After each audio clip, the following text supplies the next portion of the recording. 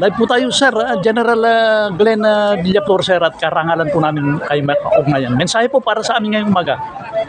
Good morning Kuya Joe at sa inyong tagapakinig at saka mga nanonood sa iyong channel. Magandang umaga po sa inyong lahat. Nandito po ngayon ang Kapatiran Masonic Lodge sa number 228 at saka mga other partner agencies. Tree planting activity kami a while ago.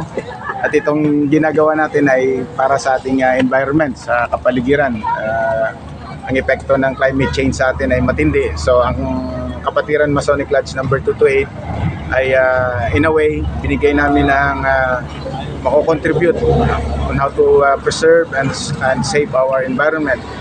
At after naman ito ay magkakaroon ng Operation Tuli. At nandito nga sa likuran natin ng mga bata ngayon na bago magpasukan ay mag-avail ng libreng Operation Tuli courtesy ng Kapatiran Masonic Lodge number 228, yung Rural Health Unit ng Laur and other partner agencies, yung 1st Brigade Combat Team, yung Special Forces and other agencies. So ito ay isang magandang activity dahil nagkakaisa tayong lahat para sa ating mga kababayan at hindi lang yon kundi para rin sa ating kapaligiran. Magandang umaga po.